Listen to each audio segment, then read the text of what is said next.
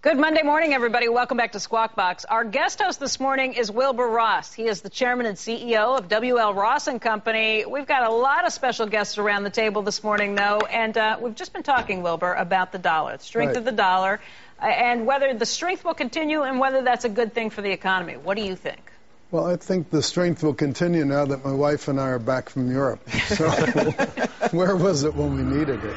Right. But in general, I think we need a weak dollar, not a strong dollar, because I think that's really what was the source of extra strength in the second quarter, was the change in exports versus imports. Export growth has been much more rapid than imports recently, and I think that's very important because that's one of the few growing parts of the economy.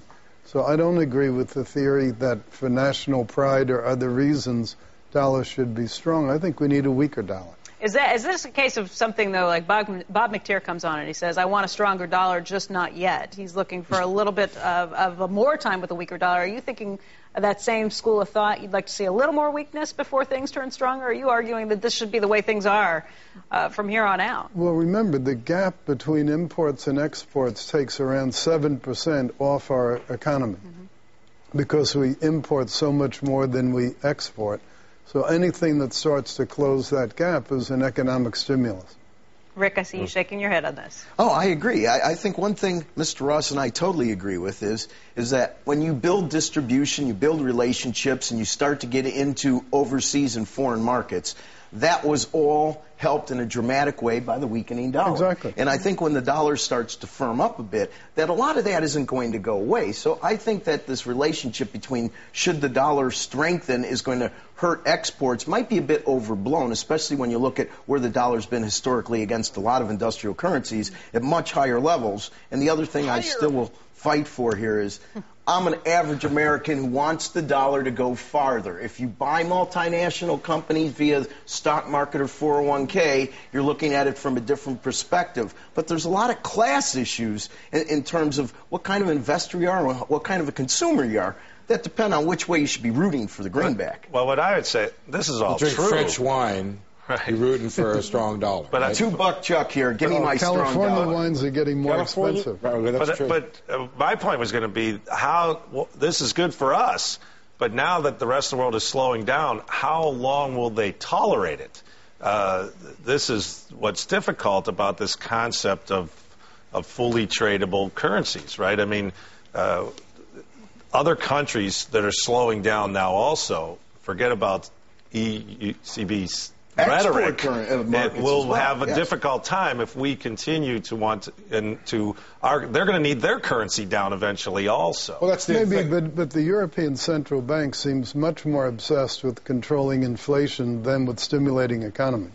And those economies are much more socialistic than ours. So the idea of employment changes and all that has a very different effect on them from what it has here. Right. Well, right. And I would also say it's also very difficult for them to think that their currency should have the base strength that the dollar should have. They don't have the taxing authority. They don't have the centralized government. I mean, if you're in Ireland and your economy is collapsing, it's very difficult for them to understand the concept of a strong currency. Well, are you investing with an eye towards a weaker dollar, and how do you go about positioning yourself for that? Well, part of the reason we've kept so much manufacturing in the U.S., since we're a little bit over half outside, a little bit under half inside, has been the theory that the dollar will get weaker. Are you benefiting right now from that weaker dollar? Can you talk specifically about how your order book has changed with a weaker dollar? Not so much the order book has changed, but first of all, we benefited from currency translation in that we're very big in Brazil. We have 12 factories in China. We're in India. We're in Vietnam. So you get a benefit in terms of reported earnings. But I wasn't talking about our parochial interests so much as I was about the overall economy. Well, I'd like to talk about your parochial interests because we were having I was afraid of that. we were having a theoretical debate before about what it means for the books of the S&P 500 multinationals who are half and half. But here we have an actual example of half and half. So if you don't mind, talking about your parochial interests, if you have that problem of the weaker dollar, some of that kick you've gotten from exports, from overseas goes away, what happens to your overall profit outlook?